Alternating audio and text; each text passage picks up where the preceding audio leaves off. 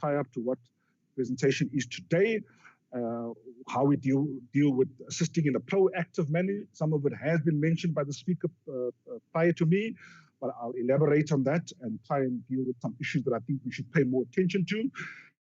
We also look at our collaborative efforts across the value chain of government departments. One of our core values is certainly partnerships and making sure that our data is freely available, not only in the public sector, but also in the private sector. Look at some reactive measures. Across government. We'll try and round you up and see I'll look at the mandate of we as an organization and as a public entity and further assist the portfolio committee and government. How we deal with assisting in a proactive manner. So in terms of the introduction, just to say that we received this particular request and looking at the various laws on the prohibition. And we looked at the issue of what the public administration management regulation states and how do we play this role to try and prohibit public servants from dealing with this. So the way that we do it, Madam Chair, is that we are the holder of public data, and most importantly, directors of company data, which is the set that is required to be cross-referenced and checked to see if they're dealing with the state. We do so in terms of supplying that to various departments and various entities. We also look at how the declarations are made in the financial interests for subsets of state employees, and how do we tie those up. In order to deal with the issue of how do we make our data available, we have an open register policy. Not only is it a policy, but actually it is legislated to say that all the data that we hold as an entity in terms of our registers are freely available to government departments and also freely available to the public. I don't mean freely in terms of cost, but freely available in terms of how do we make it available and how do we display it and how do we disclose it. And therefore, none of what is contained within our registers are seen to be confidential. So that is the one hurdle that cannot be used because we can freely make those disclosed. We also do this using lots of technology. We're quite a technology-driven organization. We use very innovative means. I won't bore the committee with some of them, a lot of which is quite IT jargon, but basically say that we do it in real time through what we call web services. So you can search on the web, you can get certificates, and therefore it will be able to disclose the data that is required for those who request it. In fact, Madam Chair and members, is that the CIPC has MOUs with practically every department in government and a majority of entities, whether in national, provincial, or local government. We have tons and tons of MOUs, and therefore we give them passwords and access, and they can look at our system and disclosure requirement in real time. We assist departments and entities in three ways in dealing with this type of disclosure. One is proactive mechanisms and interventions through a partnership with the DPSA and National Treasury, which I will speak about. In order for us to do this, we try and improve on the transparency. We firmly believe that if there's more eyes that look at the data set, then we will be able to pick up not only discrepancies, but those who want to try and circumvent the system. So we surely make sure that our data is available throughout. We're working through collaborative means, and I'll speak about the CSD coming forward, and I'll touch on that. And also, lastly, we play a very enforcement role because of our regulatory function in holding hands with law enforcement activities and entities and oversight bodies to ensure that when they are requiring documentation or data from us, including affidavits to appear in court, we certainly assist not only by providing the data, but if there's an appearance that is required, we have our legal department and our disclosure department that go forward and do that. So the triangulation of the data is very important. As I said, I believe multiple sources is key to try and eradicate the scourge. And in order to ascertain the veracity of the data, we certainly have to have more players on board. So the mandate of the organization, I think I've touched on, is to, in terms of the Companies Act 1874A and C, state that we must establish and maintain the register, but not only that, and most importantly, as a positive duty, we must make those information freely available in an effective and efficient manner. And I've said the way that we do it is through requests, but not only through requests. We have proactive measures in terms of real-time access to our data, because it is not a static database that we have at the CIPC. As we're speaking, and as I'm presenting to the committee now, we have changes on the database in terms of directors, addresses, financials, you name it. So it's a key component of our work, and it's a key component of our disclosure obligations. The information required to ascertain whether public servants have entities is available. It can be searched, and departments and public entities have mechanisms in place to look at it. So they can certainly have the lookup function. We've given passwords and access codes to various department staff, employees, and they can certainly, if whatever is required in terms of verification and checking of whether they are directors, they can do so in real time, not only in terms of data, but also in downloading of certificates for evidentiary means. Just on the side issue, we even have some high-speed links with some entities, namely SARS. In the private sector, we have high-speed links with the banks. So in terms of the movement of data on the CIPC register, these entities get them immediately, and they can data model them and use them on the back end to try and verify and to cross-reference and cross-check. We have headed bureaus as well.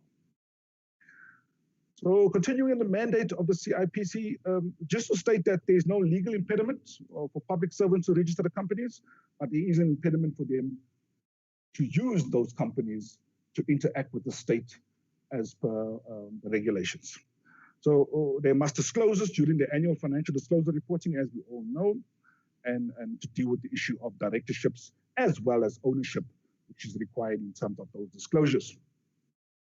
But the legal position, I must state quite clearly, because there is a couple of loopholes we have seen, Madam Chair and members, is that the CIPC mandate is only to deal with the registration of companies and the directors that go with those companies. I should also mention that we register co-ops, and that is also the data that we keep, because you can also do business with the state through a cooperative. But what I should say is that it certainly is a loophole that we've seen, is that there is no data set that we keep, because the law does not require us to keep a data set or information regarding shareholding. So therefore, the legal limitation on this is that even though an employee of the state might not come up as a director, they might use a family member, they might use a friend, they might use whoever, a person in the community or children, to be put down as directors of a company. They might actually be the ultimate beneficial holders of those shares in that particular company, and therefore ultimately they are the beneficiaries of those contracts. But nowhere is it kept. It's only kept within the company itself in terms of the share registers. So if you come to the CIPC and you look for it, you won't find it. You'll only find the directors. Meaning that the data set is limited in terms of that. We only keep memberships in CCs as well, but those can be tied up because the membership of a CC is equated to the ownership and therefore loosely, not legally correct, but loosely the shareholder of that particular close corporation. But there has been calls to amend this and to close this particular loophole. There's been an amendment that is proposed in terms of Section 33 of the Companies Act for us to keep beneficial holders or owners of shares. We'll have to keep it in terms of a register. It is a worldwide trend that is currently going on, and South Africa is currently involved in what is called a peer review for anti-money laundering and terror financing. It is seen as a loophole that we do not keep this particular data set, and therefore an amendment has been proposed, and it will be coming forward to the portfolio committee on trade and industry in terms of the legislation. We also work very, very closely. We've had quite a lot of meetings over the last few months, or maybe even a few years now. We work very closely with the Financial Intelligence Center, with South African Revenue Services, and the Master's Office, and National Treasury plays a key role of bringing all these entities together so that we can conclude in a governance framework and a system to record these beneficial owners, who are ultimately the persons of significant control. They control the company, and therefore they control the contracts, and they can control the flow of finances regarding that. So there is a look at connectivity between the database information, and therefore we'll be able to deal with multiple sources to actually get to the actual owner of a company and the actual beneficial holder of those securities. Coming back to our proactive measures, we have an active service level agreement with DPSA, and as I said, multiple departments, which is renewed annually. They have access to our CIPC online platform. They can see it in real time, and they can verify the existence of juristic persons and the directors. And as I stated, the platform provides for multiple data sets. They can verify the entity, whether it exists, or the status of it, whether it's in business, or whether it's in deregistration, or whether it's in business rescue, or whether it's in liquidation. They can see those in the comfort of their own offices. They don't have to actually really contact us because we provide it online. You can verify who the directors are, and these are freely disclosed. And as I've stated, they can make them into certificates and use them for multiple purposes, including disciplinary inquiries, as stated by my colleague in the previous presentation. So the data is required by multiple sources. We even have it given to the Auditor General freely and fully available. As far as our collaboration efforts to ensure transparency, yes, we were quite instrumental in the setting up of what is called the CSD, which is the Central Supplier Database. We were a part of the regional project team and the ongoing project team. We are a collaborative partner of National Treasury to receive this real-time data and changes to company data. And we were part of developing the particular system. It's been going for many, many years now, possibly 2014, 2015. If you do business and you tender to the state, the company has to find itself within the confines of the CSD and the Central Suppliers Database. Its aim was to simplify government procurements and to look at stringent verification mechanisms. So basically, it's an authentication system to look at the source, to see the actual status of the company, and to also look at aspects of where it's located and all that. It gives a holistic view for companies that are awarded government tenders. So there's this relationship that we have between CIPC, Treasury, and SARS. That was phase one. Phase two is slightly lagging, trying to bring additional sources on board. Some deal with tendering and stuff through trust, business trust, to look at bringing the master in, but that certainly has not been attended to as such as we speak here. So it was a way of dealing with compliance issues, but also to speed up the ease of doing business in the state and to look how tenders can be dealt on a speedier basis and enhance compliance measures being put in place. So I've stated that it's recommended that CSD's scope is expanded to include DPSA and the personnel data.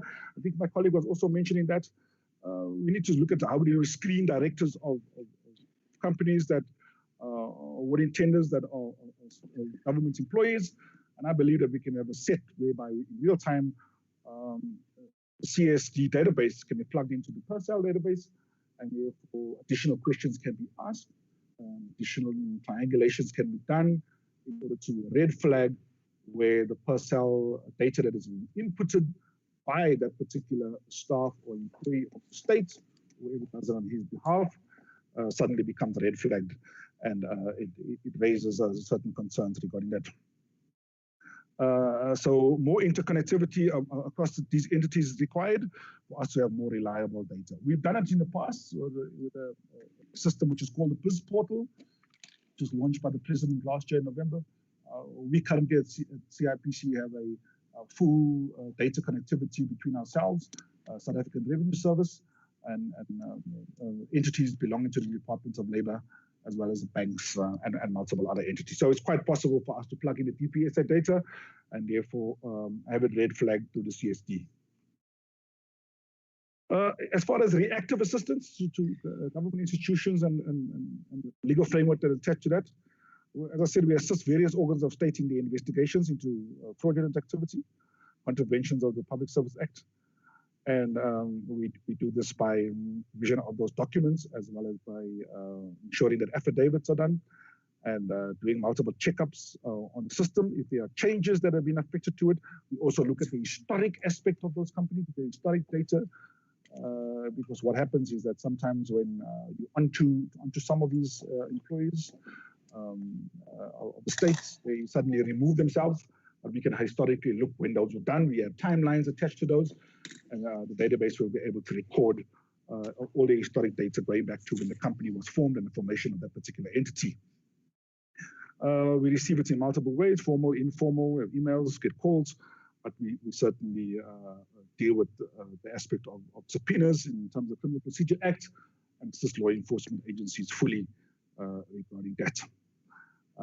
We deal with all aspects of the enforcement agencies, including the Hawks, NPA, and the SIU, and we even have meetings with the prosecution teams in some of the aspects to try and deal with the evidence that we have to present.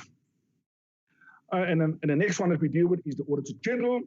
Auditor General, as part of his regulatory audits, obtained from the of all entities that are audited by the AG, receives data sets and data dumps, as well as real-time data of all directorships and other company data that we hold, and they use it as part of their regulatory audit function, and also to cross-references against employee record of auditees, and to see if there are issues on those auditors having, those staff having companies, and what are their relations to the state.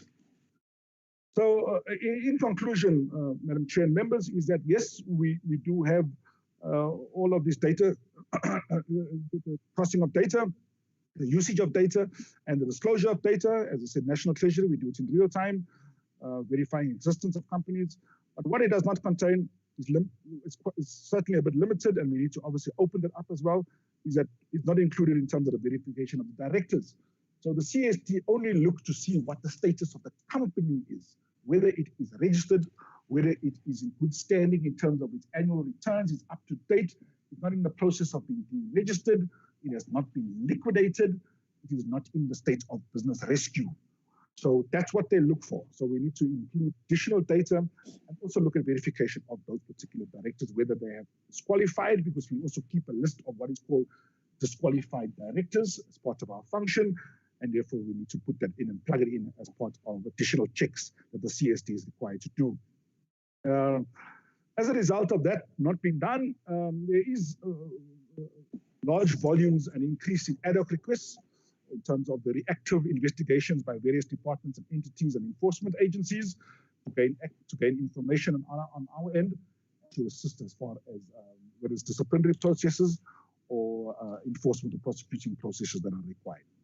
So CIPC, SARS, and National Treasury are key role players in CST. We need to broaden that base, because I'm a firm believer in, I think I mentioned right in the beginning, of the integrated government system, and therefore more data sets that we have, more linkages which are now allowed by technology. We can put some information in the cloud and deal with extracting that from our multiple registries, and therefore we have a full set of what are we looking at as a state. And I believe that the inclusion of the DPSA data will certainly assist as far as this aspect is concerned, of staff being employees of the state but doing business with the state, and therefore those personal data will certainly help trying to plug that loophole. Thank you very much, Madam Chair. As I said, my presentation will be a bit short to the point, because we play a supporting role in terms of the data that is required. Thank you very much for the time. Thank you very much, Advocate. Here we are, honorable members. I think Advocate Sulman's presentation is a little bit exciting, but nevertheless, let me take our fourth honorable members' questions. We are going to be a little bit nice today. Even the alternates will allow them to speak, because we're not voting, we're just engaging. We're not going to take any decision, we're just engaging on the presentation. So the first speaker will be Honorable Dooley, followed by Honorable Clark, followed by Ndabezitha Ubabucebe Khulu, followed by Honorable Makomane, followed by Honorable Malumane, followed by Honorable Dr. Schreiber, Honorable Slisi, Honorable Maluleka, Honorable Matsipe, and Honorable Malatsi, and lastly, Honorable Kibi. I'm sure I've covered everybody in terms of the attendance register. Over to you, Honorable Duli. Over to you, ma'am.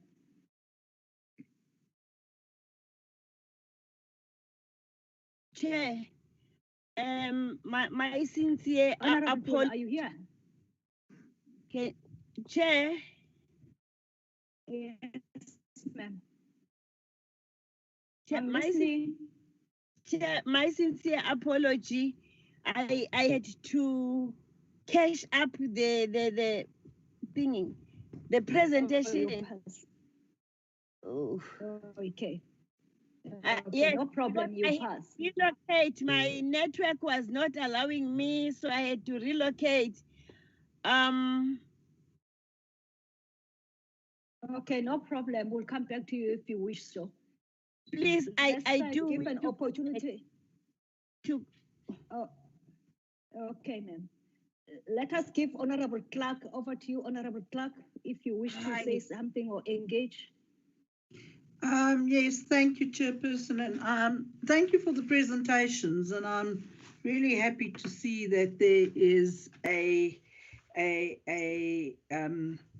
way forward in terms of the issues we face with officials doing business with the state. So there's a couple of questions I'd like to ask. Will all companies that qualified for COVID-19 tenders be subjected to the CIPRO processes? Because it would be a very interesting factor to see if which of the staff members were involved with these tenders, because National Treasury rules and processes were not followed in these instances. And so, of course, abatedly, we saw huge fraud and corruption. So it would be a very interesting to know whether this issue would be dealt with in terms of the processes as well.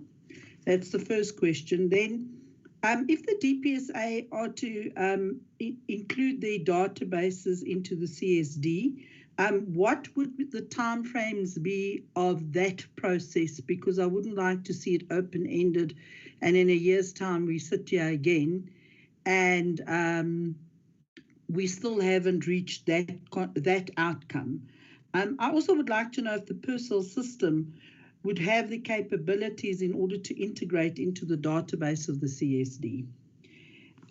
Then last year, we also discussed this very issue with officials doing business with the state, and we were promised a report from the SAPS to give us some guideline as how far they were with all these investigations, and that never came to this committee as yet.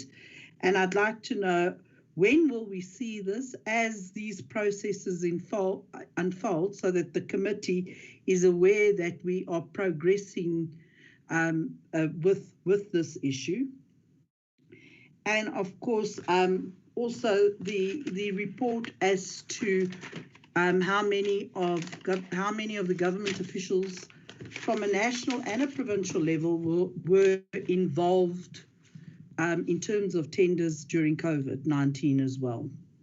I also noted that the DGs were part of the coordinated team to ensure that allegations regarding employees are going to be part of that team to investigate officials doing business with the state. Have they also checked to see if any of the DGs are not implicated in terms of this matter themselves? And then I would also like to know is how do we deal with the status of juristic person, as this is prevalent with the CCs, and if we could get a legal point on that, because as far as I know, and I speak under correction, that if you're a director of a CC, there is no claim on you, on your personal assets, if they had to establish a claim on you if you were found guilty for fraud and corruption. And then I also would like to know what system is put in place within the DPSA in terms of disclosures, because we know that in terms of disclosures, many times the officials do not comply. And in terms of those disclosures, they've also got to disclose whether any of their family members are doing business with the state, and what process do we put in place to ensure that this actually happens? Because we've seen that on many occasions the officials don't disclose what they should disclose, and we have the same problem with their performance management agreements too. They do not follow up on that, and I don't think the DPSA has a stringent process to deal with that as well. Thank you. Thank you, Honorable Clark. Just quickly, I should have said it in my opening remarks that SAPS, we were expecting them, but they did request on time to be rescheduled. So we will then engage through the administration to invite them. But they were invited, it's just that they were caught up with other work, so they did apologize. Over to you, Honorable, it will be Honorable Cebekulu Ndaba, is it?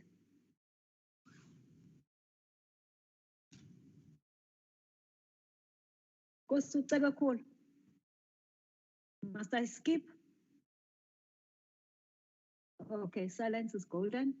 He will indicate if he wishes to contribute then. That will bring us to Honorable Roman. Over to you, ma'am.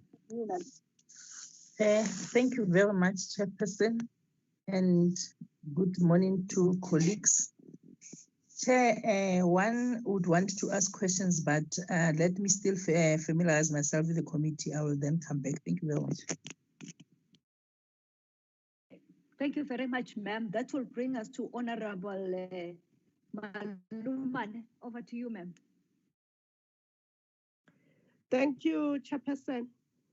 Let me say good morning to our colleagues, our staff members, and our guests. Let me welcome both presentation that was presented to us today. I really appreciate to see that the department is doing something with employees doing business with state, even though the number this year is increasing. It's a concern to us. The other thing that I want to ask to speak to the department is that what is the procedure? Because there are regulations that the government have put to say that if there's a person who's doing business and to be fined that is doing business and has never or declared or anything, are there any employees that has been charged or any employees that has been done, maybe the correction measures that have been taken to the employees? The other thing that I would like to maybe make a proposal to the department is that, as you know, that each and every year when we do applications, when there are advertisements, why can't be there something that an applicant declare first before entering in the government, being in a government employee, so that you know that this employee, even in his or her Z83 form, has when he applied, he stated that maybe this is 1, 2, 3, 4, 5, so that they can be maybe requested to declare or any other thing. The declaration, how do we do the declaration? Do we do declarations in all employees, or there are certain employees who do declarations when they do have the companies? And the other matter that I want to ask is that if I'm working under the Department of Public Works and I declare that I'm doing business, but I'm not doing it under Department of Public Works, I'm doing it with health, while I've declared, and then you've given me a permission to continue doing business with the state. What does the department want to do, or what does it speak about? Can we maybe get clarity? Because there are others that are saying we have declared, we've got letters that says we can continue doing business with the state. So I just want to find out on those matters. Thank you. Thank you, Honorable Member. That our Honorable Schreiber, over to you, sir. Thank you, Chair, and good morning to all the colleagues. Chair, I have 3 quick questions from my side. The first one is really, I think, the biggest one, and it goes back to this issue that I have been and the Honourable Clark and Malachi have been highlighting regarding how the state appoints these officials in the first place. I think it also links to the previous question. Why do we appoint public servants who go on to actually abuse their position in order to benefit from that? I think that's something where this committee and the ministry should focus more specifically.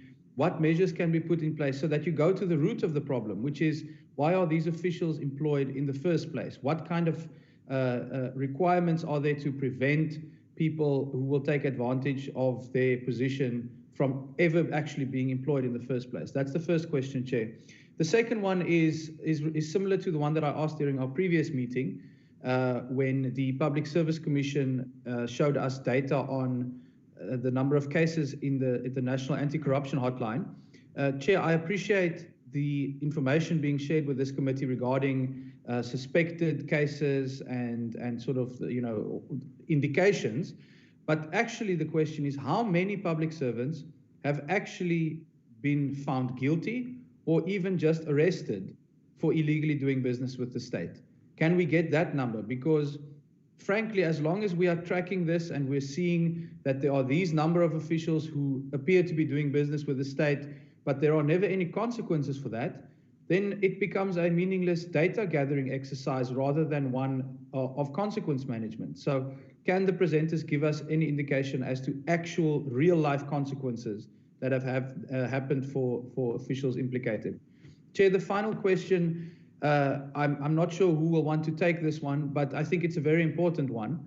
It relates to what are the impacts on the work of the department when there are pronouncements made by politicians, very senior politicians, including someone like Ace Magashule, who suggested that there's actually nothing wrong with ANC-linked public servants and cadres doing business with the state. Does it not actually undermine the work of the officials and all the things that we've been discussing today when there are senior leaders of the governing party who actually goes and says there's nothing wrong with this, despite what's written in the Public Administration Management Act, despite all of the information that we've received today? What is the impact of political leaders making pronouncements like that on the work of the department? Thank you, Chair. Thank you, Honourable Member. That will bring us to Honourable Sibisi. Thank you, Chairperson. In fact, I doesn't have any question, but it's just a comment that one would like to see whether what has been said today is being implemented, because we always see a lot of public servants who are still doing the business with the state. So we wish that whatever has been said today, action must be taken and it must be implemented. By the way, thanks for the presentation, and we are looking forward to see everything being executed. Thanks, Chairperson. No, thank you very much, Honourable Member. Honourable Malulega, over to you, ma'am. Honourable Malulega. Thank you, Chairperson, and good morning, everybody. One second, Honourable Malulega. Ndabe sitha uzolinda ngoba ngike ngakubiza ngangakuthola ngicela ulinde. Siyabonga. Okay, Chairperson, let me join other honourable members to appreciate the presentations and to say really the department is working hard to ensure that we nip in the bud this thing of officials doing business with the state. I know that it's going to be a difficult thing, but there is light at the end of the tunnel. We can see that there is progress. It's not going to be something that is going to be won just after 2 days or overnight, but it needs a lot of things that we must nip this thing at the bud. Chairperson, I think most of the questions have been raised, but I just have some, I think 2 of them. The first one, it would be on the 1,539 cases of the state employees doing business that they have been identified. I just want to find out from the department, Is the department making some follow-ups on the cases? And if so, how far are the cases? And if not, why not? And maybe on the issue of ethical conduct, I know that the department have this ethical conduct, but maybe the department must come up with a strategy. I don't know how. You know, people who are, especially in the supply chain management or in the finance department or units in departments, most of the business people, they will be complaining to say for their businesses or their invoices to be paid, some officials will solicit some bribes or whatever forms of payment before they can make sure that their invoices are paid. I'm not sure how the department is going to make sure that at least something is done to ensure that those officials, if they are found to have solicited some finances or some bribes, then they are found guilty and criminalized. I know that there are some policies and regulations that if people are found guilty, then they are going to be suspended or maybe dismissed from the department. But some of these things, they are not really visible. They do it behind the closed doors, but you'll find that outside people will be talking about these things. But maybe the department, as they are saying that they are engaged in making sure that every time departments are made aware that there are some of these ethical conducts that they must follow. And maybe just to say thank you very much for the department to ensure that at least what officials are employed for, they are doing the good job, not to do things that they will make people to undermine government efforts to ensure that people get services. Thank you, Chairperson. Thank you, Honorable Member. That will be Honorable Matsipe. Over to you, ma'am. Thank you very much, Honorable Chair, Honorable Lesoma. In its inception or absorption of the new employees according to public service regulations in all 3 spheres of government, conducting business with the state, don't it register immediately to say you cannot do business with the state due to this data, maybe data reporting? What could be the problem not picking up, and also how did you detect this misconduct because it was not disclosed? And then on those 11 departments who did not respond, what was the reason for them not to respond? And then on CIPC, when you are a director and you are alone in the CC and you want to include another beneficiary or other people to be in that CC, it is possible, and it is possible. And how long does the certificate appear with those additions? And the last one, at what stage is the process towards including a governance framework and system to record beneficial owners with the Master's Office, SARS, and the Financial Intelligence Center? Thank you very much, Chairperson. Thank you, Honorable Member. That will be Honorable Malatsi. Over to you, sir. Honorable Malatsi. Thanks, Chair.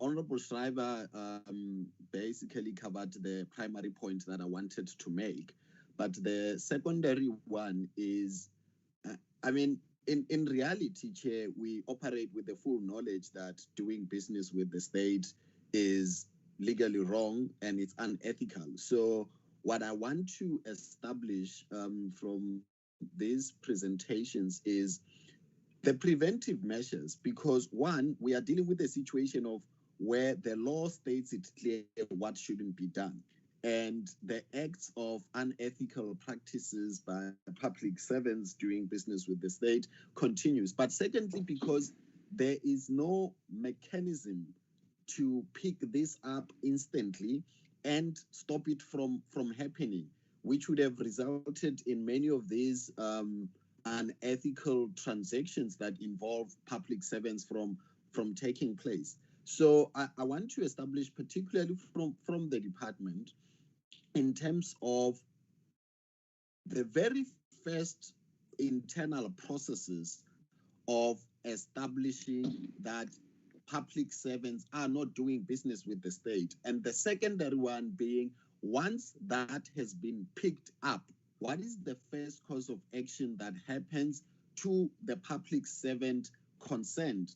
And thirdly, that given the work that has gone into this, is there a database that exists that has details of the public servants who have done business wrongfully so with the state, the nature of such businesses, and the value of those businesses, so that that information is instantly even available to the committee and to the public? Thanks, Chair.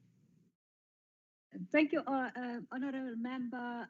I'll go back to, okay, to be Honorable Kibi, and then I will go back to Honorable Undabezit. Honorable Kibi, over to you, ma'am.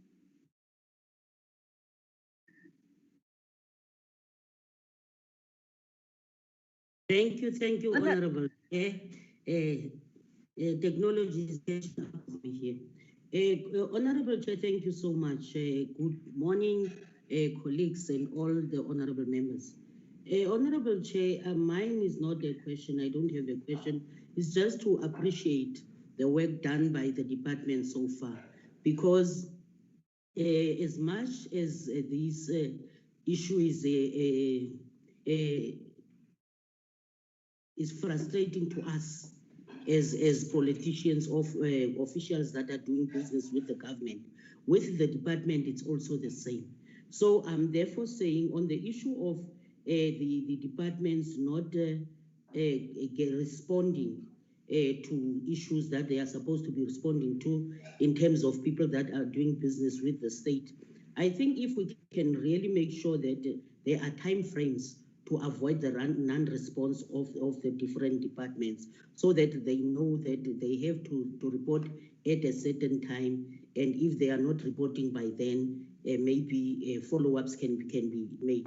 But all in all, Honorable Chair, I really appreciate the work and all the means that the department is doing to make sure that this is put to an end. On the issue of SAPS, we would really wait and see or hear from SAPS when they have a chance to come to us. I understand or accept the apology by you, Honorable Chair, to say they could not come to us today so that we can get the necessary information that we were looking for from them. So, Chair, thank you so much for that. Okay, thank you, Honorable Member. Honorable Ndabezit. Thank you, Chairperson. I'm sorry, technology is fighting me here, and the network as well. Am I audible, Chair? Yes, you are, sir. Okay.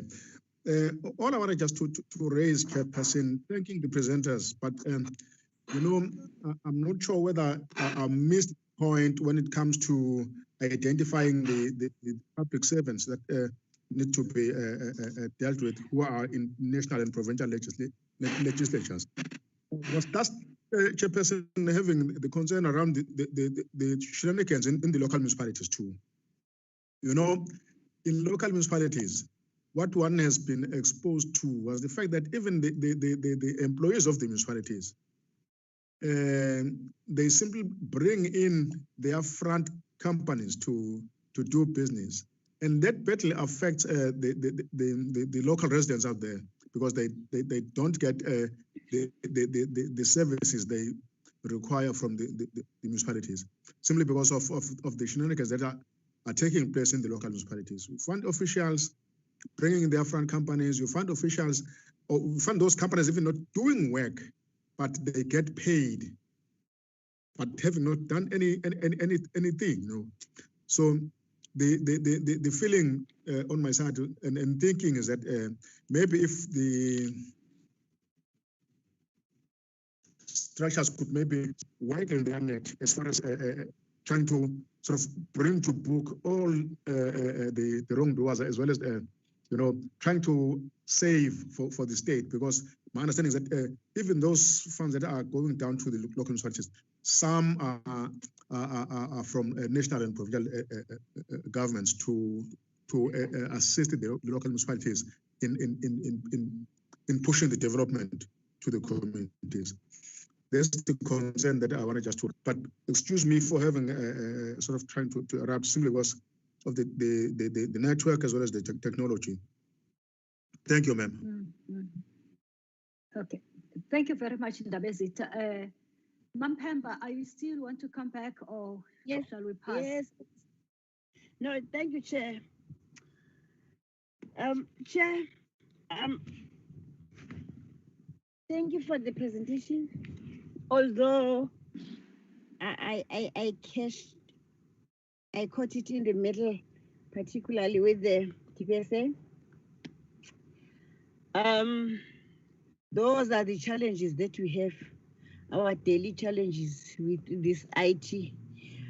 Now, Chair, I want to commend the department for the swift action they've made in terms of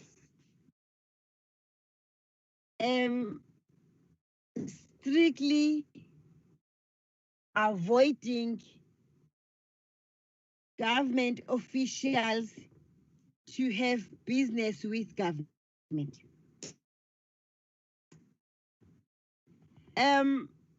It shows that they are taking this very serious. From 2014, laying up the background regulations, etc. Chair, I want also to remind the meeting, I think Honorable Malomane hinted on that, to remind the meeting that previously there was something allowing the officials to apply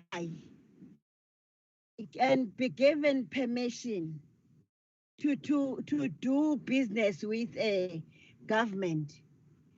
And also we should understand that much as there is a code of conduct, but if I remember very well, nothing was that binding, particularly with level 1 up to level 12. I'm not quite sure. I'm subject for correction.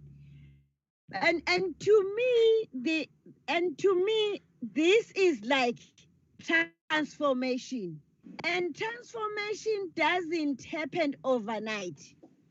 That's why I started by saying I'm commending the department for the work that they have done so far. I'm not saying ukuthi uyalibonga iqhude likikilikile umsebenzi walo ukukikilika. But umsebenzi mawumuhle fanele ukuthi siuncome, because officials afakile ama-clause, bafake ama-clause kakhulu in doing government with in doing business with government. So the work that have been done, the action, the movement that we are seeing here, that they've been mentioning, it shows that they are very serious in taking this forward. But again, Chairperson, I wanted also to touch on the issue of ethic offices, to say, is there anything that can sort of bind them, uphold them to act as fast as they can? Maybe if the appointment is not proper, how do we then trim it to befit the work that they're supposed to do? Because it's not, it's a bit worrisome that these ethic officers are not dedicated. Again, Chair, in terms of provinces, I feel that provinces are becoming islands of some sort, and they try to, some are becoming islands and independent, because instead of decreasing the numbers are increasing. I think those are the areas that we should look at moving forward, because the work, the movement is there, but there are some still here and there.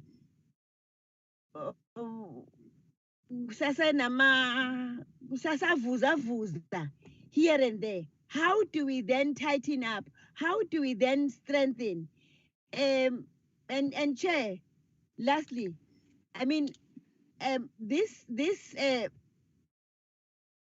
part of work is really difficult to deal with people who've been there even before you. As I'm saying, they've put clause. You see, that's why I would also like to thank the presentation from CIPC. Is it CIPC? I'm saying together we can do more. If CIPC nabo bangabamba lapha eceleni ngendlela yabo, so that to do the screening, particularly to do the screening that can assist the department as well. Thank you, Chairperson. Thank you, Honorable Member. Before the department can respond, I will ask some questions and also try to make some way forward here to say, in terms of SAPs and... Chair? Is there anyone that I'm omitting? No, Chair, this is Honorable Komani. Oh, you're coming back now? Please. Because you said you'll pass for today. Okay, you may. Thank you very much, Chair. As one was going through this presentation, because one would just want to make just one or two few questions, quick questions, Chair. I'm sorry about that. As one is looking at slide number 9 of the presentation by the department, Chairperson, it is there indicated that the department has identified employees who are doing business with the state, and then they have intercommunicated with departments up to them submitting to the cabinet. One would then ask as to what consequent management or what tangible report was then referred to the committee. And lastly, Chairperson, maybe if one would maybe know what tooth or what capacity does the committee hold to assist in enforcing the laws of in terms of how they are being articulated by the departments. Thank you very much, and I'm sorry for that, Chairperson. No problem. We are still on course. Probably I was saying then, honorable members, that in terms of SAPs, issues raised by Honorable Maluleka, Honorable Stryber, Honorable Malati, and yourself now, Honorable Goman, is that let's park some of these things because those are details. The presentation, why we're having it for the first time in this term. So the sooner the better we invite SAPS and also other linking departments, as it were, so that they can come with the details to say what level are these officials at money value, what space are they doing business with, and all those things. To say, let's probably when they respond, may they pack that one so that we can get that information when they come back together with SAPS, which is DPSA. But also in terms of DPSA, we are much aware that DPSA coordinates the information and make regulations and guide the departments, but departments are the ones that needs to implement. Hence, I will say that on that one, honorable members, let's also identify the so-called the #1 serial offenders, as it were. Like your province, you can see where a province will be from 4 to 10. That's outrageous. So then we do have that capacity to invite them to our committee so that they can answer for themselves. But I'm sure that also in terms of Public Service Commission, where the EAs, they don't respect the laws of the country, as it were, in terms of their mandate, as it were, needs also to be part of that meeting so that they can tell us what they have done, because they are supposed to bring those things to our notice so that we can assist them in that space to call those departments, and also probably ask them to say they must raise those issues also with the president, because Public Service Commission is supposed to report to the president as well, although they report to us, to Parliament. But in terms of those other issues that might not be necessarily, will take time to come before our attention as the committee. The other one that I would like now, it's what I would like DPSA to take home in particular, the parcel system. I've had this in terms of disciplinary cases, declaration of financial interest, everything. The pay structure is there, is uploaded to parcel. As far as I can recall, that parcel at one stage we advised that it needs to be upgraded. One would love to hear how far that process, because we don't want to say when we ask about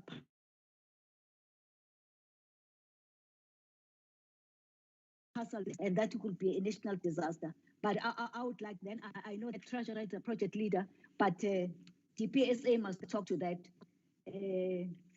Whether are we not overloading the system, or has it been upgraded as promised in the previous years? The other one that I'd like, I think I've covered the issue, but the other one, which is not necessarily ultimate moonlighting of a special time, where departments seek permission and the responsible official doesn't respond to say no or yes. But after a few days, I think after 30 days, it will be taken as permission granted. Is it not a moonlighting of a special type that? But I know in terms of the boards and other commissions where departments are directly represented, those people, they don't receive stipends on that one. So that one, I think I understand from that angle. But still the question that honorable member, I think it was Honorable Motsipo that raised that, it still stands that it needs to be responded to. The other one that I would say, honorable members, we must also, when we invite SAPS, that or if DPME come to account to us, they must tell us why they don't comply. How are they going to monitor and evaluate other departments if they don't comply, even Okuwabu? And it's quite discouraging. I hope by the time they come to us, the picture would have improved in the space. The other one that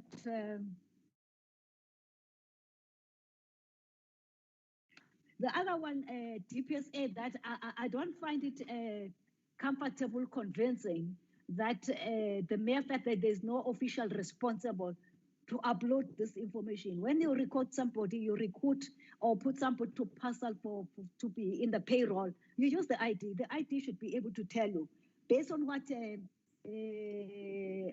Advocate Vala have said,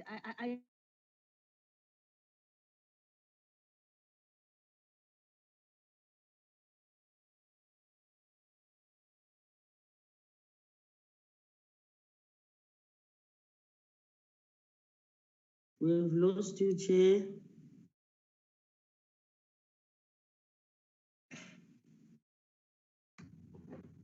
Chair is there. think there is an answer there. It's just that please do respond in writing to us so that also we can cross-reference. When you come back, you can respond to those issues. Over to you, Acting Dr. Sulman and also Advocate Paula. But I'll start with DPSA, if you may. DPSA. Thank you, Chair. Chair, you broke up the last discussion. I don't think any one of us could hear your comments after that of the moonlighting. So I know you said that there must be some things that we must respond to in writing, but I didn't get that, ma'am. Maybe then just to respond. Probably let me assist you quickly. Okay, thanks. Doctor, can I just assist? No, I was saying that the permission, when an employer has applied for the permission to be granted, I understand that within 30 days, if there is no response, whether no or yes, then it will be taken as if permission is granted. And I think that one needs to be looked at. But also it encourages moonlighting of a special type. Quickly, the other one, I know that in terms of people who sit in the boards or commissions representing directly the department, they don't receive the stipends. So, but also the other one is the parcel system. I think you did get that one.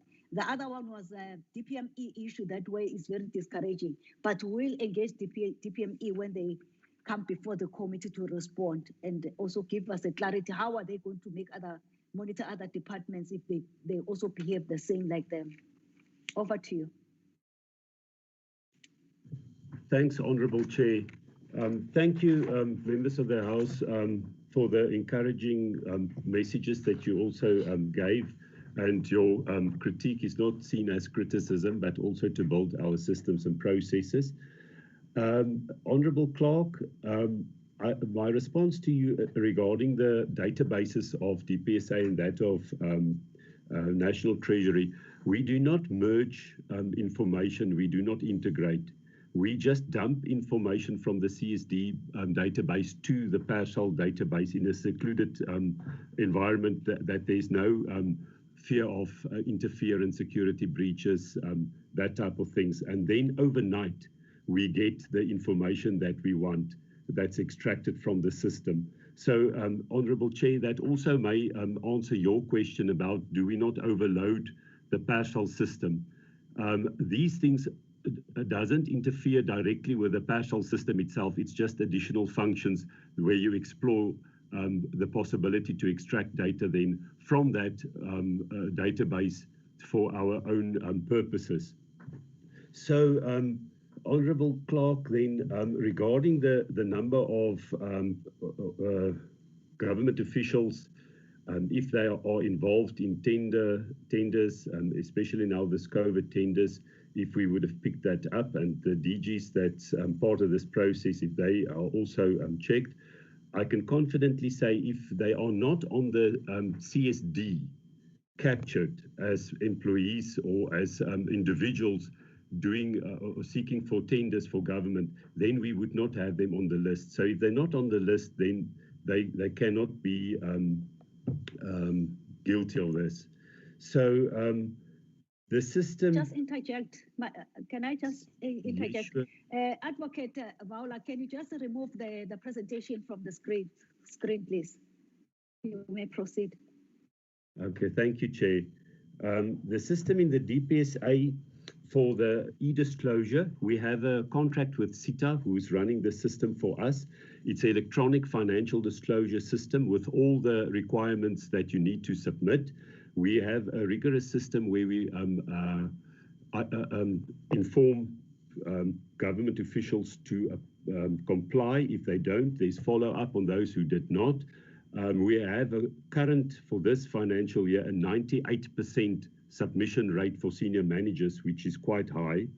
So that system we also use to link it up with the partial information that we have on people doing other remunerative work, to see if there's people that missed, that did not disclose, but they did request for permission to do other remunerative work, and then they did not disclose that in the financial disclosure system. So the system, it's not streamlined 100%.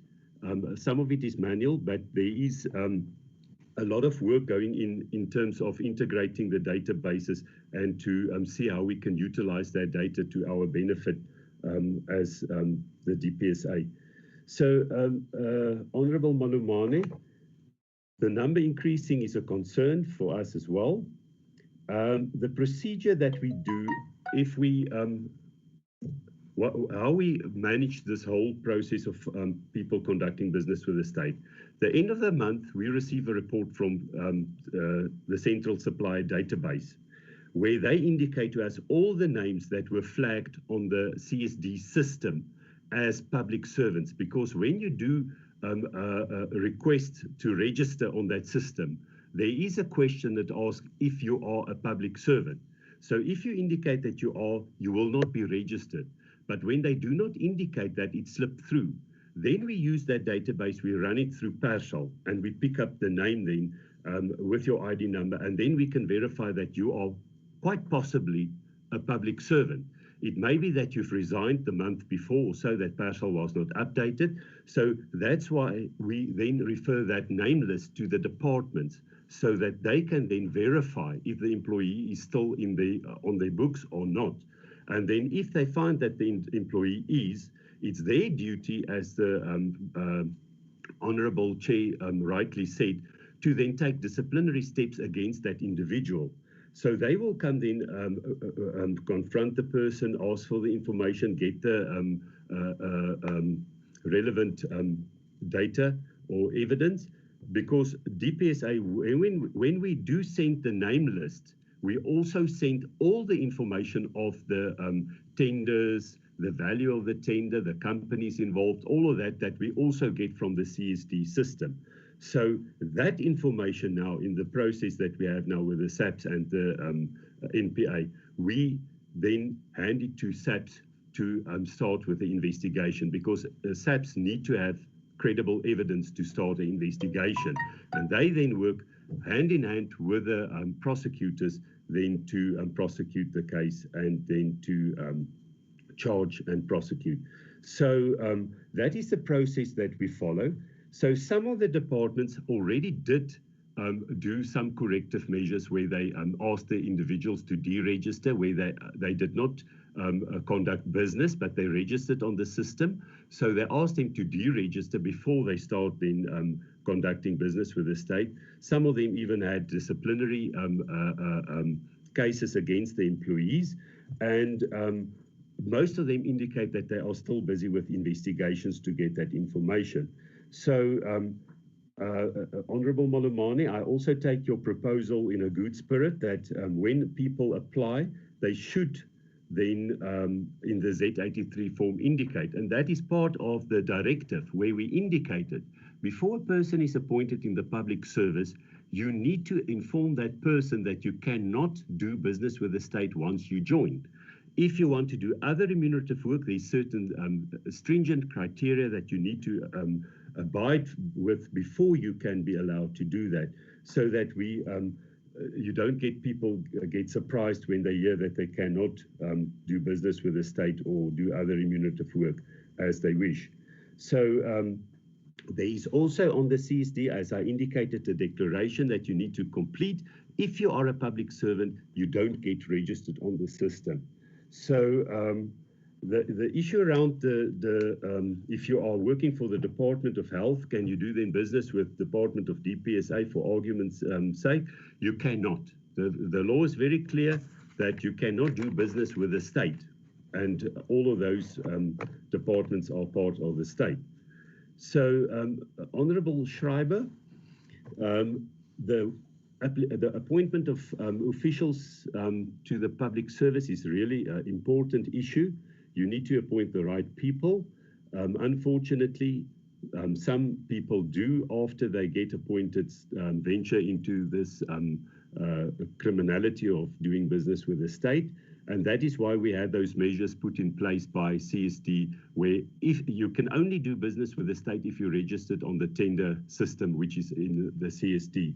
So if you indicate there that you're a public servant, you will not be appointed. But if you do not indicate, we will then pick it up through the process where we match you with a partial system. So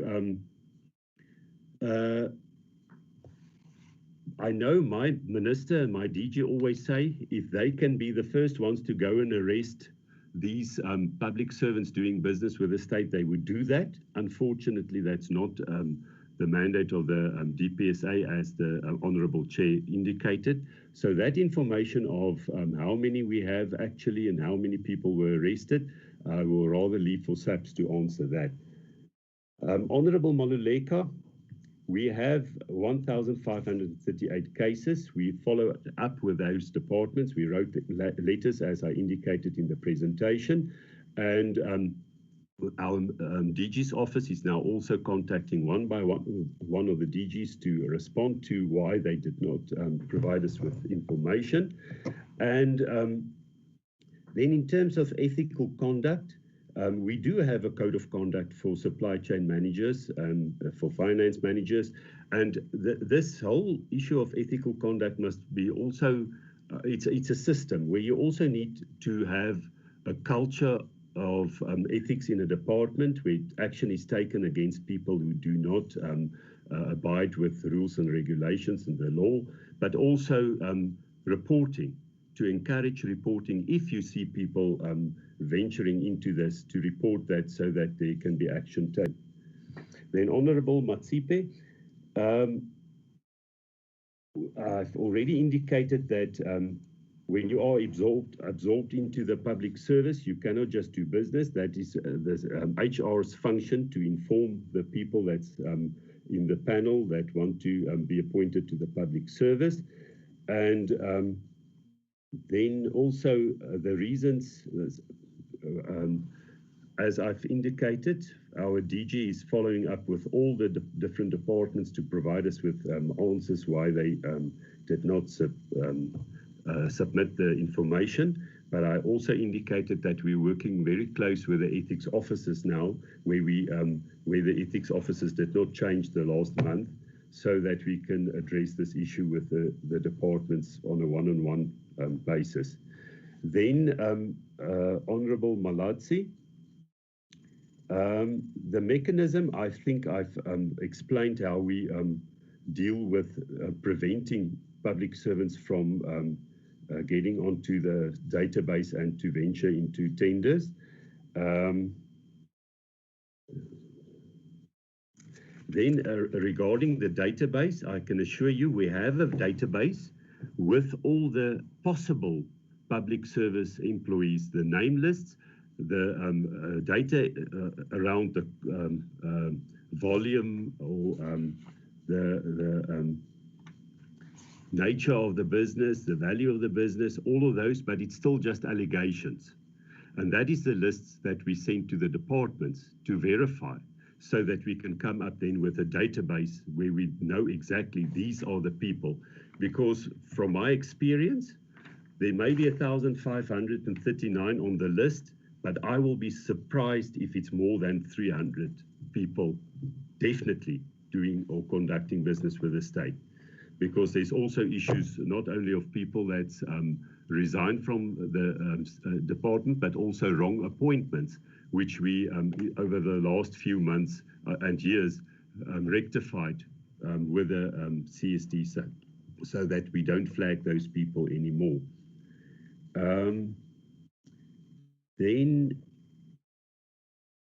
time frames, I think we did allow them enough time to report to us, the departments.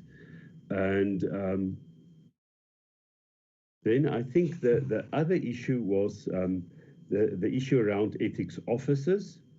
The ethics officers, they are held accountable because they are actually designated by the HOD. So there should be support for them to do their work. There should be performance assessments, all of that.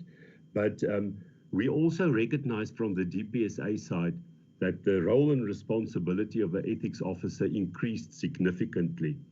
It should actually be an appointment, but with a bloated public service. We cannot just go nilly-willy and appoint more people to the system and pay them. So what we've done from the DPSA side is to start with assisting them with thorough guidelines, with training, support through forums, and also other channels that we reach out to them to assist them to do their work to the best of their ability. So I thank you, Madam Chair. I think that was all the questions. If I missed one or two, I request, maybe Chair, on your issue of moonlighting. The issue of moonlighting, you're quite right, Chair. If you request for permission to do other remunerative work and you do not get a response within 30 days, it's deemed to be approved. But we've built into the process of the directive a new level where we say if you have been deemed to approved, the ethics officers must screen those deemed approvals. And if they find that there is a conflict of interest or criminality or whatever, they must immediately revoke that permission. So it's no longer that where you just have it and then you carry on for another year or two. It must be revoked. That is what we agreed to. Then in terms of the people on boards, the DPSA is currently busy with a database to assess who's all the people on boards, and also just to see, because you're right to say that they're not supposed to receive any payments, but we just want to follow up on that as well so that we're clear that that does not happen. So thank you, Madam Chair. Thank you very much, Doc. Let's advocate over to you if there are any areas that you feel that you must respond to. Thank you, Madam Chair and members. Very few questions for me, most were directed at the department, but there's a few that I'd like to answer to. The one question was by the Honourable Clerk, who asked the question about are there any requests for disclosure of data on directors as regards investigations of COVID-19. Yes, we have received those from law enforcement agencies like the SIU for us to assist them with supplying of data related to directors and functioning of the company and where they're located, etc. So we're currently involved in quite a few of those. I didn't mention in the presentation that we do have the active responses that we assist, and these are currently those. The other question by the Honourable Clerk was the issue around if a member of a CC, I think she mentioned the issue of a director of a CC, you don't get directors of CC, you only get members, you get directors of companies. What happens if they are found to be involved in issues that we're currently discussing? What will happen is that there is something called a limited liability, which is a separation between the assets belonging to the company and assets belonging to yourself.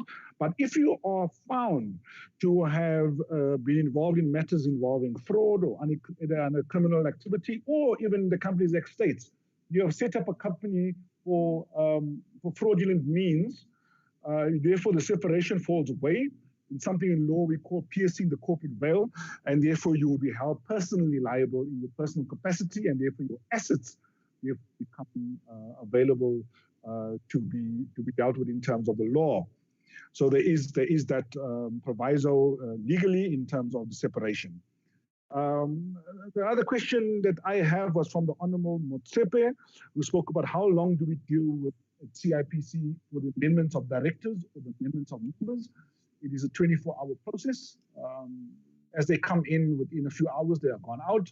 So if Mr. A is currently a director or member and Ms. X wants to come in, by tomorrow you will know exactly the amendment that has been done, and therefore our database gets updated immediately on that. I did discuss it and I did mention it in my presentation about the nature of the database consistently changing, and the reason why we have these quick turnaround times to ensure that we have reliable data at a particular instance in time. And the last question from the Honourable Motsepe was the issue around where are we? I think she was asking where are we with regarding the process of beneficial owners.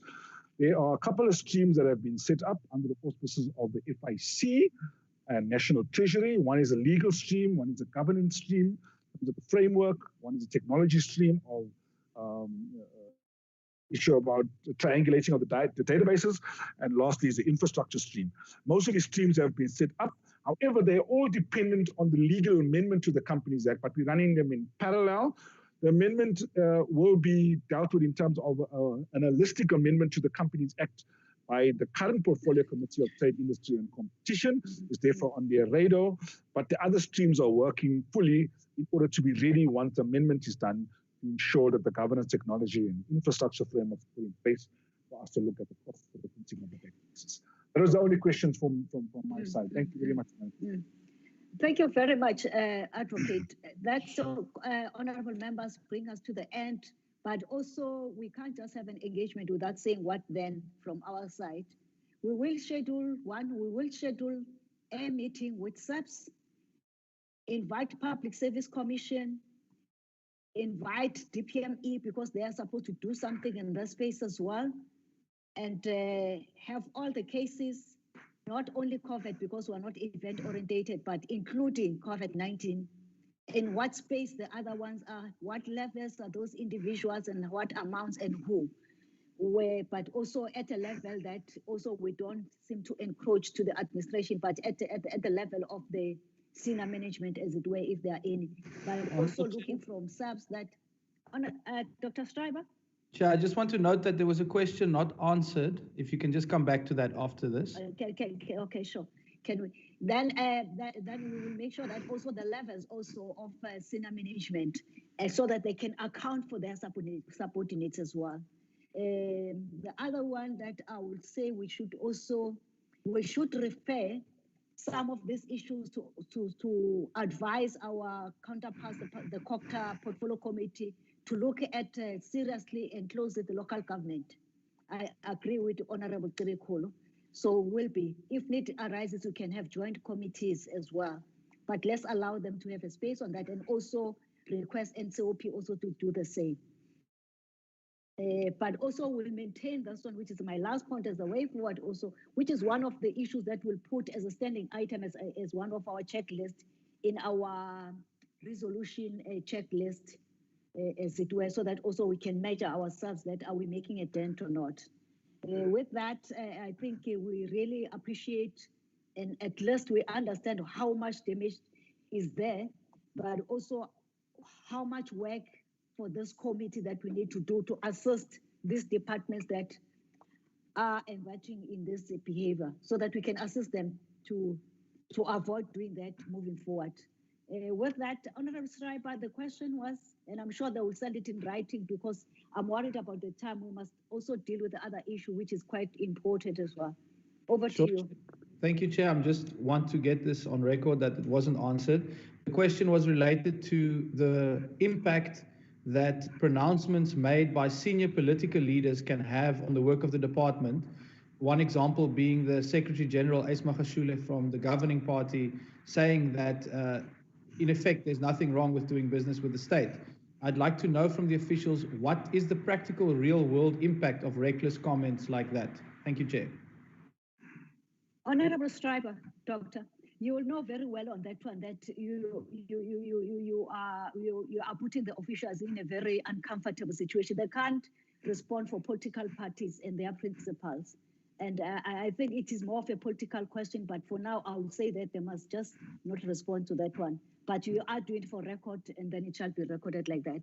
But yes, for this purpose of this committee, we can't discuss political parties. Chair, just to respond to that, Chair, it's not a political question. The question is about the work of the officials and the department. And this committee must be in a position to interrogate anything that has a negative, potentially negative effect on the work of the department. And I think it's an entirely logical thing to question whether pronouncements like that by senior political leaders have an impact on whether the department is actually able to do its work. I'm saying, Honorable Schreiber, on that without creating a dialogue, that I suggest that they don't respond to that. When the minister is here before the committee, please repeat that question. Then, because the DM did apologize, because I would have referred that question to the Honorable DM, and she's not here. She did apologize. Let's move forward, Honorable members. With that, I will suggest then, and thank both the department and advocate for the presentation. Looking forward to engage with you in the near future. Thank you very much. Then it will bring us to discuss I'm just opening my iPad for the agenda item. My apology. Mascole, quickly just help me here with the next agenda items is the, okay, there we are. Okay, now I've got it. It's the minutes, the adoption of the, no, let's look at the advert. I would suggest, I'm not too sure between you, Mascole, and Julius, who's going to take us through the advert. And then we are going to engage. And I know that the advert is a similar advert that is in line with the Act in terms of that. But of course, then the other details, the subcommittee members, then they will deal with the issues and have a common understanding of what does it mean to be fit and proper in their understanding, so that when they engage and do the process of shortlisting and other related activities, they are in the same understanding in terms of that one, because it could be, if it's not unpacked at that level, then it could be very an open-ended issue. But having said that, Mascole, can you tell me who's going to take us through that advert and the proposed program as well moving forward for the subcommittee members? Yes, Chair. Thank you. Yes, Chair. What I will do is that I will flag the advert, Chair, just to allow members to have a look at it. I do believe that members had an opportunity to thoroughly look at the advert and also the program of the committee. Can the members see the document? Not yet. Okay. From my side, I can't see it. Okay. No, it's not yet on. So as I was saying, Chair, is that it is a very same advert that we did last year for the portfolio for the Public Service Commission. Can members see it? Yes, we can. Thank you. Yes, we can. Yes, I do believe that members had received this document. So you would assist me, Chair, how you would want me to guide the committee. But the advert is there, and then thanks, Chair. Yeah. I will thank you. Flag the program, Chair. Okay, good. Thank you.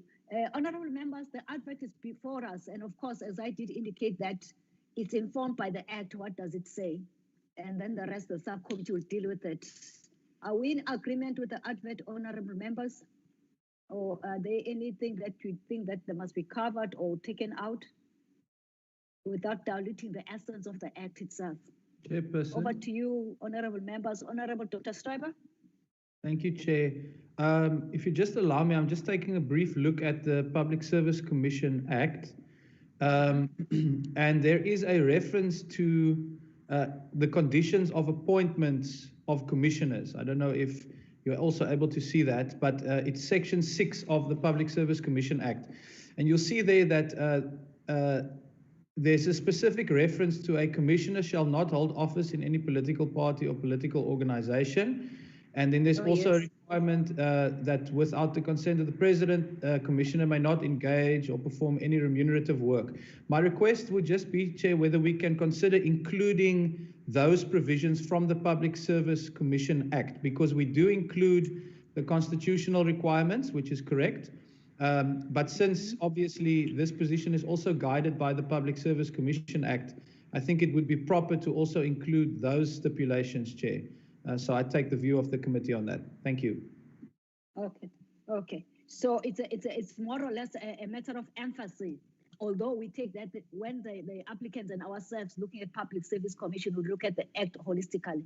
Members, let's take and respond to that. It's just, I think it's about 2.5 lines. It's not much. Honorable members? Agreed, Honorable Chair. Agreed. Thank you. Agreed. Marcy, let's include that. Super. Let's include that, Marcy. Other than that, are we all happy? I'll take it. Yes. Yes. Thank you, Chair. Thank you very much. Honorable Chair, we are happy. Thank you, honorable members. So, Mascole, make sure that you include that, and before it goes out, you must satisfy yourself that it has been included in Nyambel. Yes, okay. It's noted, Chair. what we will do is that we will amend the advert accordingly and then send it to members again as a final document. Thank you. To know what is going to go out. Yes, so that members can see the full reflection as stipulated now in the meeting. Good. Okay. Let me now project the other document. Chairperson, can I just ask? Honorable Clerk. Sorry, Chairperson, before we move off this point, if I could just ask you, once the amendment of the advert has been done, will we then elect a committee, a representation from our committee in terms of the interview panels for this position? Let's just deal with that one at the end. Let's finish this one, then we'll come back to that. Okay, thank you. We will. Okay, thank you. Mercy, you may continue. Okay, Chair, I'm here, Chair. I'm trying to find out other document. The program, ne? Yes, Chair. Okay.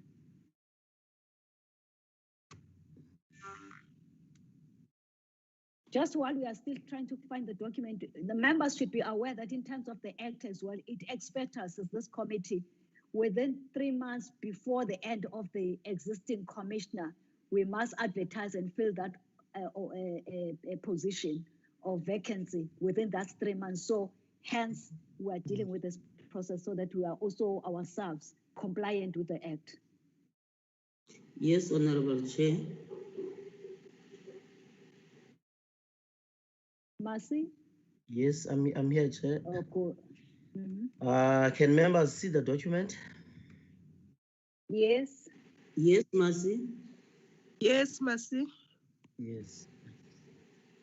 So basically, through you, Chairperson, these are the dates that we identified in making sure that we process the request through the ATC that we received early July. As it goes, I'm quite sure that members have also had an opportunity to look at the document. I will not go entirely read through all of it point by point, but it would be safe to say that on the 13th of September, the advert will then go out, of course, with the closing date of the 2nd of October, which gives applicants a period of 2 to 3 weeks.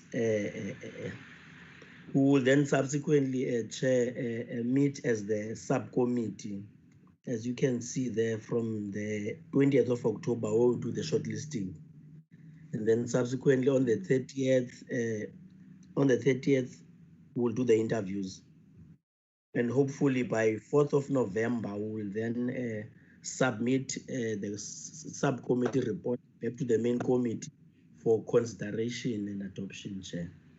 So that is where things are at this stage. Thanks. I'm not sure if Tulas would want to add or Tamlu would want to add. Okay, Honorable Mr. Blue, do you want to add something, sir? Bian? No, Chair, I'm fine, thanks. You are fine, thank you very much. Honorable members, here is the, are we in agreement with it? If everything goes well, we'll also be according to the dates that have been put here. Let me get a response from the honorable members. Honorable Chair, I don't see anything wrong in the program. I think the program is fine. It gives us enough space and enough time. So from my side, I think it's okay. We can accept the program as it is. Thank you, Chair. Thank you, Honorable Gibi. Any second to the acceptance of the program as presented to us? Chairperson, I would like to second Honorable Gibi on the program. I think we can take it as it is, as a working document. Thank you. Okay. Thank you. And I'm sure, honorable members, all of us, we can live with this working document as it were, working program. Thank you very much, honorable members. Let's come to the last point. For this one, it's up to the honorable members if they are ready, different political parties, to give us names for the members who are going to form part of the subcommittee just to remind ourselves, and you'll confirm it, Mascole, that it's 4 from the ANC and 2 from the DA and 1 from smaller Nyana parties, small parties, not small parties, but they need to assemble themselves and decide among themselves who's going to represent them. I think I'm omitting something, but just confirm what I'm saying. Mascole? Yes, Chair. Once again, with the assistance of my colleagues on this one again, it's 4 from the ruling party who has a majority in parliament, and then 3 from the opposition parties. So in essence, it's going to be 1 from the DA, Okay. 1 from EFF, and then 1 from either NFP or NFP. Chair. Thank you so much. Oh yes, I thought as much that there's something that the numbers are not accurate from my side.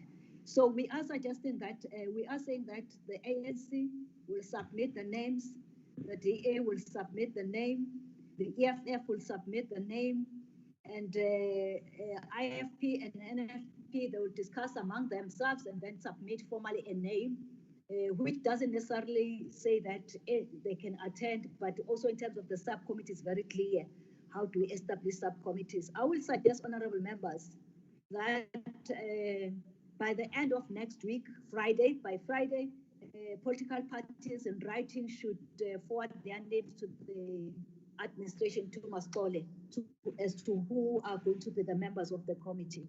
Are we fine with that suggestion? Honorable Chair, I think we are fine with the suggestion, especially now that the small parties are still need to have time where they are going to discuss and agree as to which of them is going to represent them on the committee. So I agree, names can be forwarded at a later stage. Thank you. Yeah, the later stage is next Friday. Okay. Can I hear other honorable members, their take on this one? Are we all in agreement? Thank you very much. Then next Friday is 11th of 09/2020, so that administration then they can start moving with the logistics of everything. With that, honorable members, it brings us then to the end. Chairperson. Chair. Honorable Schreiber, your hand is up. Thank you, Chair. Sorry for the interruptions. It's just, unfortunately, the platform. Chair, my question, excuse me, is about the other vacancy at the PSC. You'll remember that we briefly just discussed this, I think, on the WhatsApp group. And I'd like to just find out what is the committee's plan for that. Now, let me just give the background. That is a vacancy that has now existed for 16 months. There were 2 votes on it in the National Assembly in November of last year. But the specific candidate was not able to garner the 201 vote majority.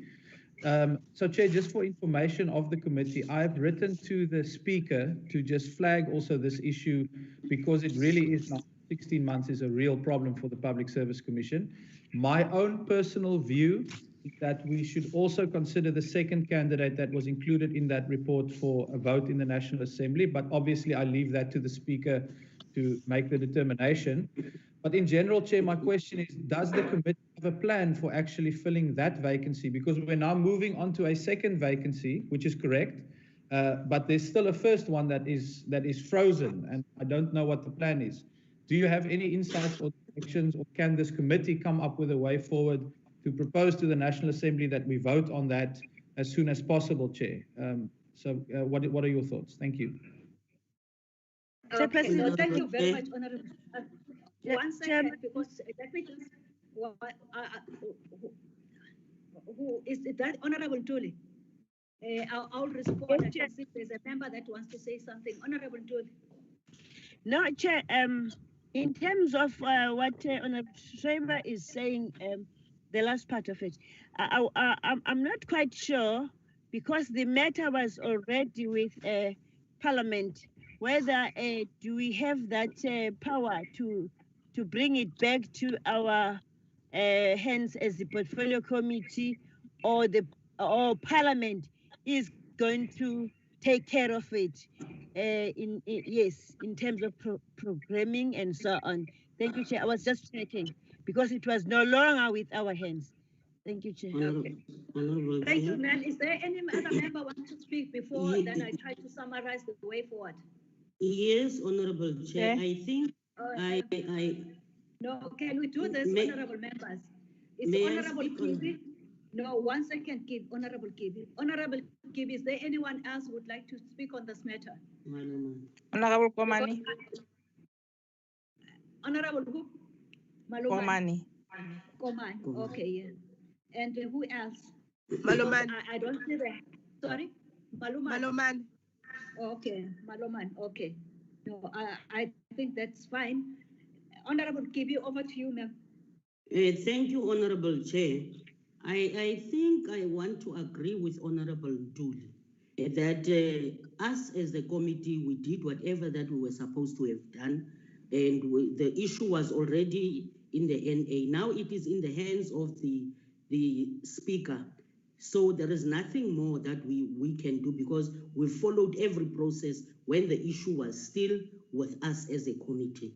Right now, it is the Speaker that is going to be dealing with the issue moving forward. I thank you, Honorable Chair. Thank you, ma'am. Honorable Komani, over to you, ma'am. Thank you, Chairperson. I also concur with the latter speaker as well to remind the honorable member that on his submission, he just said he wrote to the Speaker of Parliament asking for indulgence in the matter. So we need to await the response from the Speaker of Parliament, and then we should always be cognizant of our jurisdiction in terms of the processes. So we have exhausted our jurisdiction. The matter is now before the National Assembly. Thank you very much. Thank you, Honorable Maluman. Thank you, Honorable Chair. I think I'm covered because the matter is at the NA. So if we can wait and be guided by NA, thank you. Okay, no, thanks very much, honorable members. And I'm sure, Honorable Schreiber, you'll respect us that we can't also remandate ourselves without following any rules and procedures of Parliament. Let's just leave it by the Speaker, then she will use her discretion on the matter. But I appreciate that you raised the matter, and then let's leave it that way, that we'll await the House and the Speaker. I appreciate what the members are saying, and what I can also just do from my side is to I'll keep the committee then informed as to the response to that letter, because I think it's obviously relevant. So, but I do appreciate. Sorry, Chair. I missed no, the I'm just saying that I and respect what the members are saying, and what I can do is just keep the committee informed as to the response I received to that letter, because obviously the committee will be want to know what is the answer. So thanks, Chair. Thanks for considering that. Okay, no, Chairperson, Chair. No. Excuse me, Honorable Tool. Honorable Tool, can I just say that the committee, we are saying that we have exhausted the matter. It's outside our space of mandate. The Speaker and the House must do the determination of the issue. Then we're not discussing it. He was raising it so that also he can get a view, but he has received the view that says that we are not discussing the issue. But he says that as a courtesy, then he will do that, which is not part of what we are saying now. And then I'll suggest that let's move forward. Yes, Chair. Yes. As long as it is a courtesy, he doesn't have to come back and report to the committee, because the committee has done whatever it was supposed to do. As you are saying, all of you. There is a courtesy. Yeah, no. Okay, that's fine, honorable members. All the three speakers after Honorable Schreiber, they've said what it's supposed to be, and then we're done with the issue. But he's just voicing his view, and that one, we're not saying anything on his view. Let's close the matter and move forward, honorable members. Honorable Masi, I'm sorry yes, to say, yes. I didn't mean to say, I meant to say sorry, I just made a mistake. But you are probably a prospective honorable member.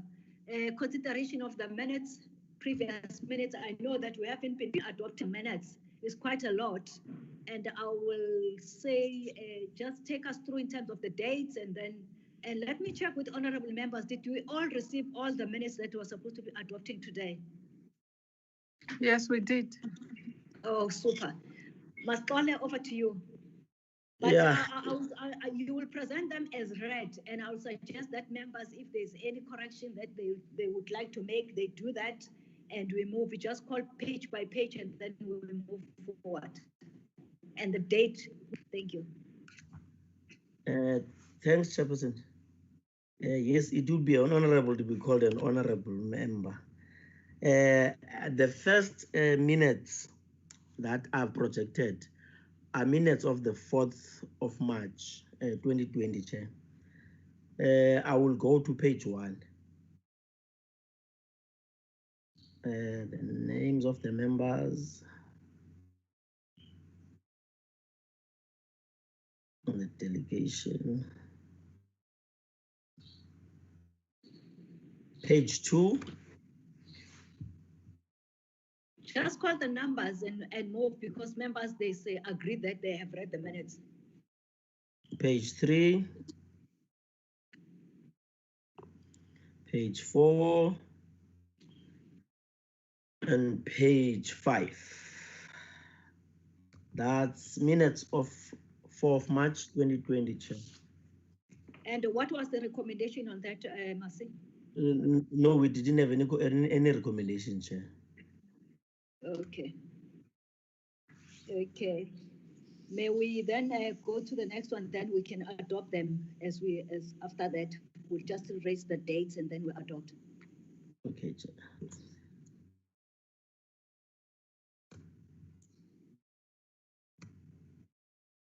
Now I will go to minutes.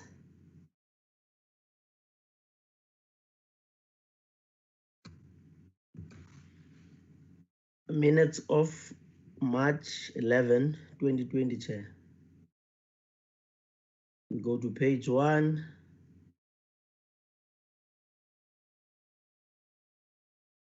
Page 2. Page 3. Page 4. Okay. What date was it? 11 March. Okay. Before lockdown. Wait. Yes. Yeah. Okay. Kubeka Masi, go on. Page 5. Those are the minutes of the 11th of March, Chair. I'll move to another one. Any recommendation? No, Chair. Okay. Okay. The next one. Okay. I will move 2 minutes. Let me just hold on, Chair. Bear with me. I have minutes of 6th of May, Chair, 2020. That's during lockdown, Chair. These ones are more of a compliance, Chair. That was a period where we were doing annual reports. I'll go to page 1, page 2, page 3. Most of the discussions, Chair, are incorporated in the annual reports, Chair. Okay. It's May.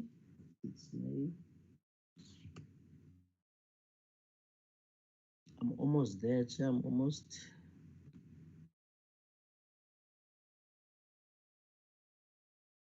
Okay, Chair. We've done 6. We do. Here now are minutes of 8 May, Chair, 2020. These are also compliance minutes. I'll go to page 1, page 2, page 3, and page 4. Like I said earlier, Chair, the discussions of these minutes are incorporated, or members can find them in the report. I'll go to another minutes.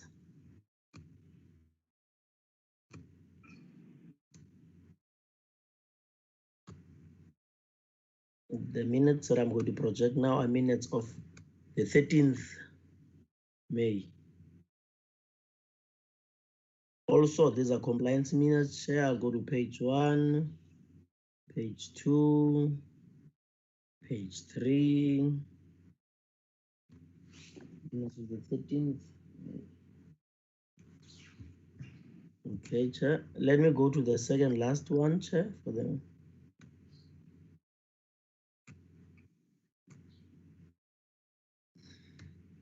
That's the minutes of the 21st May, Chair. 21 May 2020. Page 1.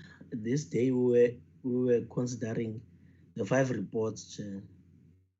Like I said, they're also just compliance. Page 1, page 2. Okay, Chair. Those are the minutes of the 21 May 2020. I'll go to the last minutes, Chair, for today. These are the minutes of the 27th May, Chair. 2020, page 1, page 2. This day we are adopting the reports, Chair, all 5 reports, page 3, page 4, page 5. Those are the minutes, Chair, for consideration and adoptions today, Chair. I thank you. Thank you very much, Masi. Honorable members, may we get the mover and the seconder for the minutes of the 4th of the 4th month, 2020? May we get a mover and a seconder?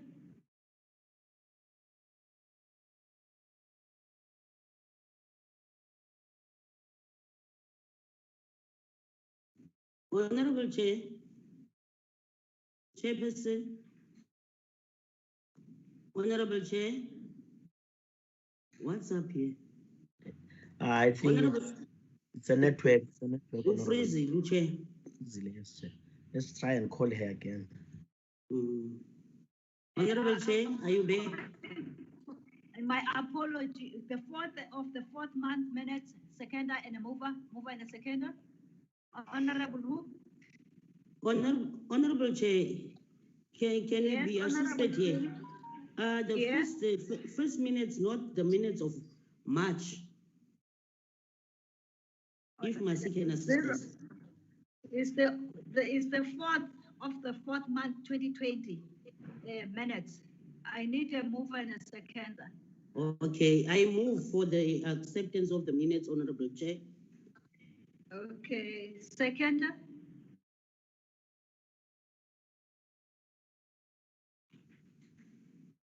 Only a person who was present in the meeting can do that. Unfortunately, I was not chairing on that day, but now I can't second. Okay, let's move.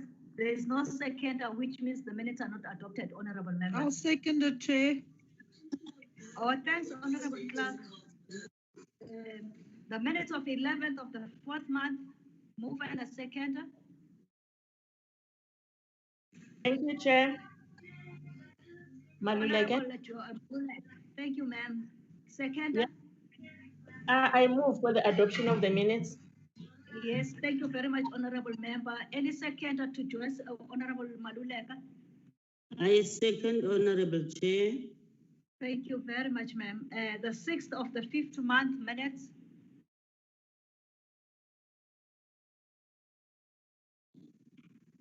If there's no move and a seconder, I'll move to the next minutes. Honorable Chair, I move for the acceptance of the minutes of the 6th of the 5th month. Thank you, Honorable Kibi. Any seconder? I will move then. If there is no seconder, which means the minutes are not adopted. The minutes of the 8th of the 5th month. Honorable Chair. Chair. Honorable Kibi. Can I suggest that when we are dealing with those minutes, the attendance register must be flagged. Maybe people don't even remember if they were part of those meetings. That's why they are not responding. But also we take that the minutes, members did read the minutes before coming to the meeting, Honorable KB. I take your point. But if they want, I take your point, because if the member was not there, I will be able to advise the member that you are not present in the meeting. Okay. So if yeah. Okay, let's go to the minutes of the 5th month. Honorable members, any mover and a seconder? Honorable Chair, I know I was part of that meeting. I therefore move for the acceptance of these minutes. Any seconder for the minutes of the 8th of the 5th month? I'm seconding the minutes of that day. Thank you, Honorable Celeste. The minutes of the 13th of the 5th month.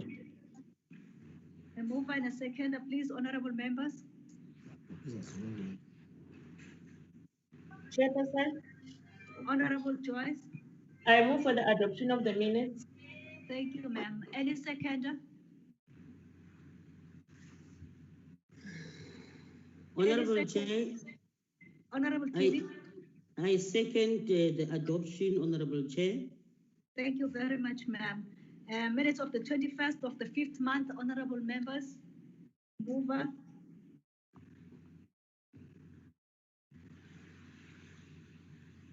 Okay, there is no mover. Honorable Chair.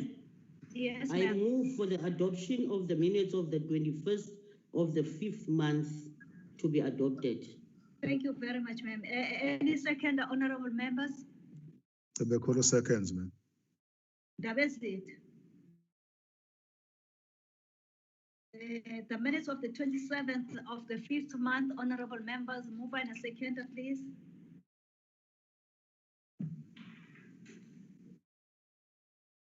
Honorable Chair, I know I was part of this meeting. I therefore move for the adoption of these minutes. Thank you, ma'am. Any seconder? I'm seconding, Honorable Chairperson. Thank you very much, Honorable Celeste. Let's go back to the minutes of the 6th of the 5th month, Honorable. We had a mover. We are looking for a seconder. Honorable Kibi moved. Any seconder for those minutes, honorable members?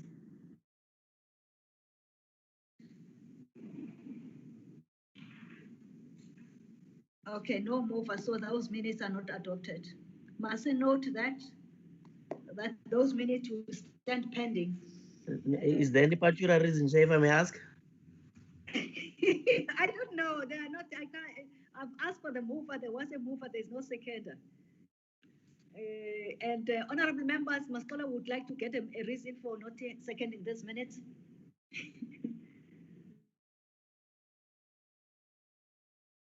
So no reason still. Okay, we'll bring them back when we come back from recess, Maskola.